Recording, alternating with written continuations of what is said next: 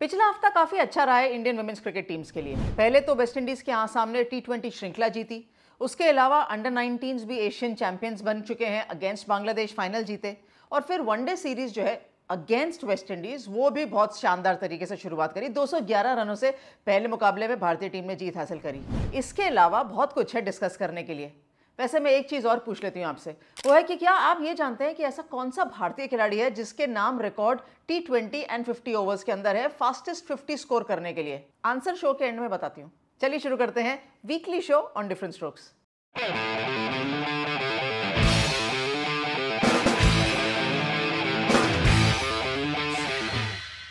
स्वागत है आपका डिफरेंट स्ट्रोक्स के अंदर। और सबसे पहली चीज, वो अच्छी चीज ये है कि भारतीय टीम तो कन्विंसिंग तरीके से टी20 श्रृंखला वेस्टइंडीज के विरुद्ध जीत गई, लेकिन उसके अलावा स्मृति मांधना के जो रन्स बल्ले से निकले ना, वो बहुत बढ़िया तरीके से निकले। इनफैक्ट उनका जो कैलेंडर ईयर है वो अभी तक का उनका बेस्ट रहा है। इनफैक्ट कैलेंडर ईयर में ना वो टॉप पर हैं। अगर वो टॉप की लिस्ट देखेंगे तो स्मृति मांधना के नाम 763 रन हैं, चामरी अट्टपट्टू दूसरे नंबर पर है 720 रनों के साथ, ईशा ओझा 711 एंड हेली मैथ्यूज 700 रन। तो ये सारे ना टॉप परफॉर्मर्स हैं। और अगर स्मृति की एवरेज या स्ट्राइक रेट की बात करेंगे तो 126। ऑल इन ऑल टी20 श्रृंखला भारतीय टीम के लिए अच्छी ये रही क्योंकि पहला मैच भारतीय टीम जीती थी, दूसरा हारी थी।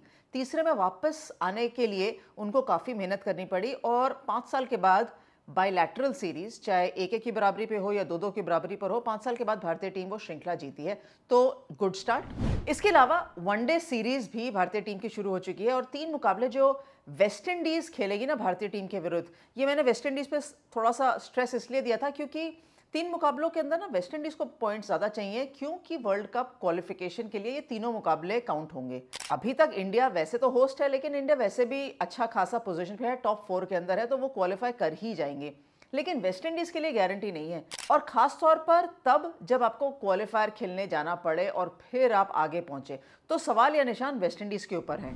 पहले मैच के अंदर प्रदर्शन देख के तो और ज्यादा डाउट हो गया कि क्या ये सेकंड मैच तक और अच्छा या तीसरे मैच तक और अच्छा प्रदर्शन कर पाएंगे। देखिए, जब हेली मैथ्यूज ने टॉस जीता और कहा कि हम गेंदबाजी करेंगे, ठीक है, विकेट के अंदर ऐसा कुछ खास था नहीं गेंदबाजों के लिए, अंटिल अनलेस आप फास्ट बॉलर्स के साथ शुरुआत करेंगे। तो एक तरफ से डिएंड्रा डॉटन ने बॉलिंग करी, एक तरफ से खुद कप्तान हेली मैथ्यूज ने गेंदबाजी करी। एंड टू बी फेयर, उन्होंने चांसेस क्रिएट किए थे। वो तो बहुत ही खराब फील्डिंग वेस्टइंडीज ने करी, कम से कम 2-3 मौके तो पहले के 10 ओवर के अंदर ही दे दिए थे ओपनर्स को।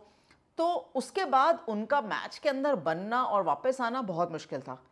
ऑप्शन जरूर थी, लेकिन जो 100 रनों की साझेदारी डेब्यूटेंट प्रतिका रावल और स्मृति के साथ भारतीय टीम को मिली, उसके बाद वो जो कैपिटलाइज करने का प्लेटफॉर्म रहता है ना, वो भारतीय बल्लेबाजों को मिल गया। उसके बाद क्या था, जब हरलीन आई बैटिंग करने के लिए, जमीमा आई या कप्तान हरमनप्रीत कौर आई, उनके शॉट्स देख के ये तो समझ में आ गया था कि तैयारी अच्छी है, खासतौर पर हरमन की, बिकॉज पावरफुल शॉट्स थे एंड कन्विंसिंग शॉट्स थे। वो लग रही थी, जिसको हम क्रिकेटिंग भाषा में कहते हैं ना, लगाने के मूड में थी, बिल्कुल बड़े बड़े शॉट्स। अगर वो रनआउट नहीं होती ऋचा घोष के साथ, तो मुझे लगता है कि एक हरमनप्रीत कौर स्पेशल देखने को मिल सकता था। हालांकि भारतीय टीम ने इतने रन, 314 रन बोर्ड पर डाल दिए थे, जो कि वेस्टइंडीज के लिए बहुत मुश्किल होने वाले थे, और वो मुश्किल नहीं, बहुत ज़्यादा मुश्किल हो गए। एक समय तो ऐसा आया था कि स्मृति ने 91 किए, तो क्या वेस्टइंडीज टीम 91 भी कर पाएगी? इतनी बुरी हालत थी उस रन चेस के अंदर। And it was only down to bad shots, bad planning, मतलब कोई इंटरेस्ट नहीं लग रहा था उस समय वेस्टइंडीज टीम का कम से कम 200-250 के आसपास भी पहुंच सके। एंड स्पेशली जब हेली आउट हो गई, कियाना जोसेफ शुरुआत में आउट हो गई, तो वो बहुत ही खराब लग रहा था। खैर, भारतीय टीम को 211 रनों से जीत मिल गई और ये सेकंड बड़ी जीत है। इससे पहले 170 रनों से जीत हासिल करी थी वेस्टइंडीज के ऊपर ही, वो भी गुड़गांव में मैच था, और शायद वो मैच मैं खेल रही थी जब ऐसा 170 रनों के मार्जिन से जीते थे। तो एक बार फिर भारतीय टीम जीत गई।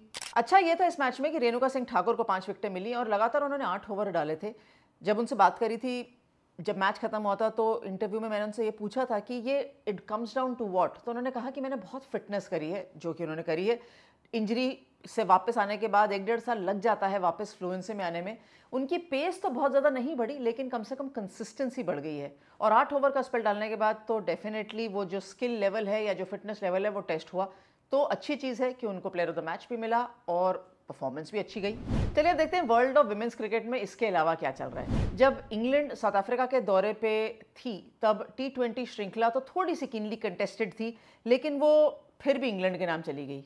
थोड़ा बहुत लगा था कि वनडे तक आते आते साउथ अफ्रीका रेजिस्टेंस दिखाएगा, और उन्होंने दिखाया भी, लेकिन एक मुकाबला जीतने के बाद दूसरे मुकाबले में वो पैनापन नहीं दिखा पाए और इंग्लैंड वो भी श्रृंखला जीत के चली गई। फिर आया टेस्ट मैच, तो इंग्लैंड के पास अनुभव है। साउथ अफ्रीका ने इंडिया के विरुद्ध टेस्ट मैच लास्ट खेला था, लेकिन जब तक इंग्लैंड के सामने आए तब तक ऐसा लग रहा था कि वो थोड़ा सा स्टीम है वो कम है, खासतौर पर श्रृंखला जीते भी नहीं थे और डीआरएस भी नहीं था। अब ये एक सवाल था क्योंकि कप्तान हेदर नाइट ने कहा था कि देखिए डीआरएस नहीं है तो हमें लगता है कि वुमेन्स क्रिकेट कहाँ है, लेकिन डीआरएस बहुत महंगा सौदा है, वो हर क्रिकेट बोर्ड अफोर्ड नहीं कर सकता। वन ऑफ टेस्ट मैच के लिए तो वैसे ही बहुत मुश्किल है। अब उसमें थोड़े बहुत डिसीजन इधर उधर हो भी गए तो कुछ खास कर नहीं सकते, बिकॉज जब तक वुमेन्स क्रिकेट लगातार टेस्ट क्रिकेट नहीं खेलेंगी तब तक कोई भी बोर्ड उस पर इतना इन्वेस्ट नहीं करेगा। इंडिया की बात और है, इंडिया तो हर चीज़ हम बेस्ट करके दिखाते हैं, इसमें बोस्ट करने की बात नहीं है, ये रियलिटी है। इसके अलावा ऑस्ट्रेलिया वुमेन्स टीम इस समय न्यूजीलैंड के अंदर है, 3 एक दिवसीय मैचों की श्रृंखला खेलने गई हुई है। पहला मैच बारिश के चलते रद्द हो गया था। दूसरे मैच में एनाबल सदरलैंड ने कहा देखिए आप शुरुआत में फिर आउट हो जाइए, विकेटें डाउन हो जाएंगी, मैं नंबर 5 खेलूंगी और मैं विश्व की पहली ऐसी खिलाड़ी बन जाऊंगी कि नंबर 5 पर बैक टू बैक सेंचुरीज लगाई हैं। अब बैक टू बैक कैसे हुई कि उन्होंने इंडियन टीम के अगेंस्ट पर्थ में 100 लगाया था और भारतीय टीम के अगेंस्ट उन्होंने बहुत बढ़िया तरीके से रन किए थे। न्यूजीलैंड के विरुद्ध भी दूसरे मैच के अंदर भी वहां पर जल्दी आउट हो गए थे खिलाड़ी और जब एनाबल सदरलैंड अंदर गई तो उन्होंने और फास्टर 100 बनाए। 81 गेंदों में उन्होंने अपना शतक बना दिया और वो शतक बनाने के बाद इतना बढ़िया तरीके से मैच जीती कि बॉलिंग भी करी, बैटिंग भी करी। देखिए इस डेप्थ की हम बात करते हैं ना, ऑस्ट्रेलिया टीम की तरफ देख लेते हैं। एनाबल सदरलैंड एक ऐसी प्लेयर है जिनको बड़ी मुश्किल से बॉलिंग मिली है, ऑस्ट्रेलिया टीम में बड़ी मुश्किल से बैटिंग मिली है, लेकिन जब उनको मौका मिला है इस तरीके से उन्होंने प्रदर्शन करके दिखाया है और यही प्रदर्शन तो चाहिए, यही तो एक हॉलमार्क है एक टॉप टीम का। एशिया कप अंडर 19 का चल रहा था और भारतीय team was in the final against Bangladesh, क्योंकि बहुत जल्दी विश्व कप भी होने वाला है। वहां पर फिर भारतीय टीम एज डिफेंडिंग चैंपियंस खेलेंगे, तो ये टूर्नामेंट हम समझ सकते हैं कि थोड़ा पहले एटलीस्ट प्रैक्टिस मैचेस थे, लेकिन इंटरनेशनल लेवल के प्रैक्टिस मैचेस थे। और एक बार नहीं दूसरी बार उन्होंने बांग्लादेश को हराया, लेकिन इस बार जब हराया तो फाइनल में हराया। तो अब हम ACC that is Asian cricket championship final के विजेता के साथ हम चैंपियंस भी बन गए हैं, जो कि बहुत अच्छी चीज़ है। हाईएस्ट स्कोरर जीत त्रिशा रही, ओपनर है, तो उन्होंने टूर्नामेंट में बहुत बढ़िया बैटिंग करके दिखाई थी। सबसे ज़्यादा रन बनाए 159 run at a strike rate of 120 and an average of 53 which is very impressive. Ayushi Shukla हैं जिन्होंने सबसे ज़्यादा विकेट्स ली, 10 विकेटें इनके नाम 5 मैचेस में, तो कम से कम भारतीय खिलाड़ियों के लिए बहुत अच्छी चीज़ रही। एंड कमिलिनी जो नई खिलाड़ी भी पिक हुई हैं वो भी बढ़िया बल्लेबाजी कर रही थी। So we are all very keenly watching this Indian team, क्योंकि जब विश्व कप रहेगा तो ये सारे नाम हम दोबारा बात करेंगे, इनके ऊपर दोबारा डिस्कशन करेंगे और आई एम होपिंग कि अच्छा प्रदर्शन वहां पर भी करें। चलिए, मैंने शुरुआत में आपसे सवाल पूछा था कि क्या आप जानते हैं कि ऐसा कौन सा भारतीय खिलाड़ी है जिसके नाम 2 रिकॉर्ड्स हैं फास्टेस्ट 50 के, चाहे वो T20 हो चाहे वो ODI हो। ऋचा घोष इनका नाम है, क्योंकि इन्होंने रिकॉर्ड 18 गेंदों में T20 के अंदर 50 रन पूरे किए और रिकॉर्ड 26 गेंदों के अंदर ODI के अंदर 50 रन पूरे किए। ये रिकॉर्ड इसलिए है क्योंकि सोफी डिवाइन और फीबी लिचफील्ड दोनों खिलाड़ी इतनी गेंदों में यहां तक पहुंचे हैं, तो इन्होंने ऋचा घोष ने ये रिकॉर्ड इक्वल किया है।